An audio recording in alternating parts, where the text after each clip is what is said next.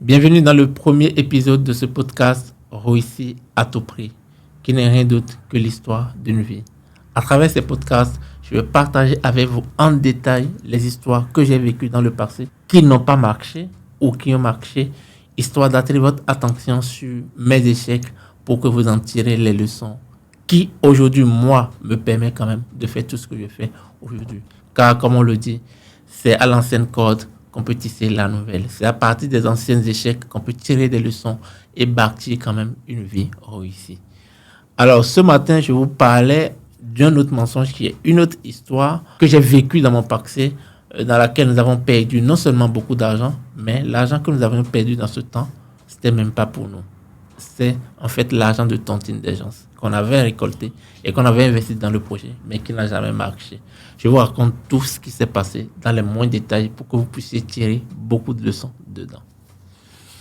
Alors, il y a quelques années, avec un ami, on a eu l'idée de lancer un bar.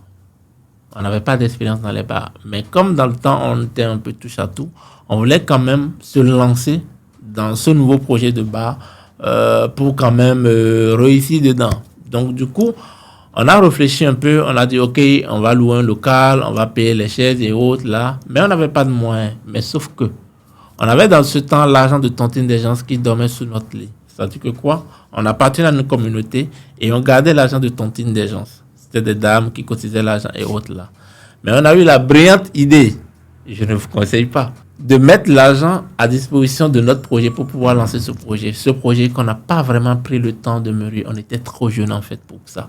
Donc du coup, nous avons pris l'argent, nous sommes allés négocier un endroit bien positionné. Surtout que l'endroit qu'on a négocié, c'était une maison divisée en deux. Et la dame qui avait la maison habitait de l'autre côté. Donc elle nous a cédé l'autre partie pour pouvoir installer notre bar. Du coup, on a ramené des chaises, certains de la maison, on a payé d'autres avec l'argent. On a essayé quand même de monter les choses, de faire un podium pour inviter des artistes sur ça, etc., etc. Du coup, on a dépensé l'argent de tontine qui ne nous appartenait pas pour pouvoir lancer brillamment ce projet-là. Seulement qu'à quelques jours du lancement de ce bar, on n'avait plus de moyens financiers pour payer un réfrigérateur, pour pouvoir rafraîchir les bières, les boissons, etc. Du coup, on a décidé quand même de lancer comme ça. On va trouver l'idée forcément avant le démarrage. On était samedi, et ce samedi à 16h, on devait lancer le bar, mais juste là, on n'avait pas encore l'idée. Et du coup, je reçois un coup d'appel, mon ami m'appelle pour dire, écoute, je viens d'avoir ce qui nous manquait, la pièce manquante du puzzle. Je viens d'avoir le réfrigérateur pour qu'on puisse lancer évidemment le projet. Il a demandé comment, c'est toute une histoire.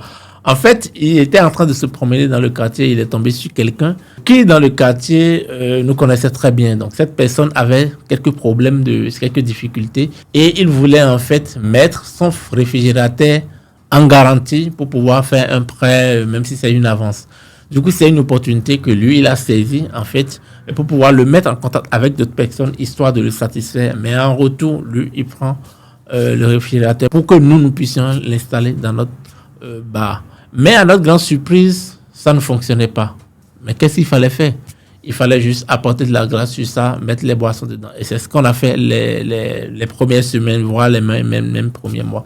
Donc, on a beaucoup investi en termes de table, en termes d'avance sur loyer, en termes de construction de podium, en termes de décoration, etc., etc., en termes des équipements pour la sono, en termes de louer les DJ tout le temps. Donc, on avait fait ça. Mais seulement que ça marchait très bien. Mais à 4 mois seulement, ça nous a rattrapés.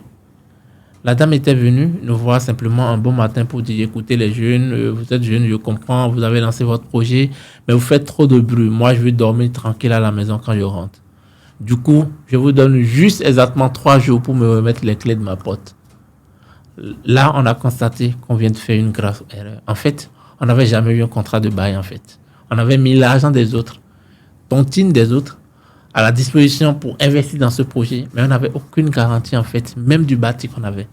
Du coup, comme la dame a dit ça, nous, on n'a aucune garantie, on n'a pas de contrat qui nous liait en fait, dans lesquels il y avait des détails, il y avait des clauses, des articles, non, on n'avait rien de ça. On était jeunes, on a juste une idée, on s'est jeté comme ça en l'air.